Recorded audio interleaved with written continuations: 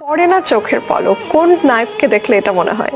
এটা সাকিবকে দেখলেই মনে হয় সামনাসামনি আসলে চোখের পলক না পড়ার মতন একজন নায়ক। সাকিব খান আর এই পাশে এসে রুবেল, সবাই রুবেলকে নেওয়া হই কেউ তাকে জিজ্ঞেস করতো না, তার দুঃখের কথাগুলি খালি পড়তো। স্যার দেখেন কেউ আগে পাত্তা দিতেছে না, এমন একদিন বাংলাদেশের টাইম আসবে পুরা ইন্ডাস্ট্রি আমার পায়ের নিচে থাকবে, যে এই সাকিব খানের পায়ের নিচে পুরা ইন্ডাস্ট্রি থাকবে। 15-20 বছর পরই কিন্তু এই রেজাল্ট আল্লাহ শুনে নিছে।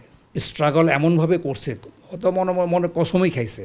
আমার দিন শেষ হয়নি যারা বলেছে যে তোমার দিন শেষ, তাদের মুখের দিকে তাকিয়ে তাকিয়ে নীরবেই উত্তরটা দিয়েছি, দিন শেষ হয়নি, দিন তো মাত্র শুরু।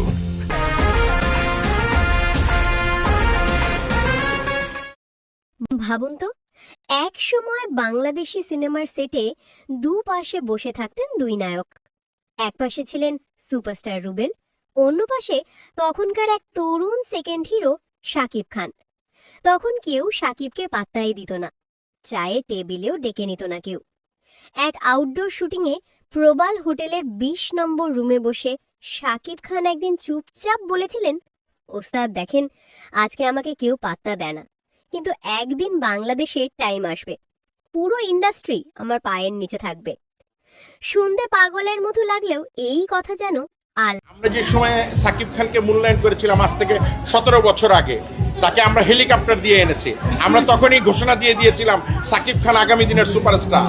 আমরা তখনই দেখছি কিন্তু আগামী দিনের সুপারস্টার।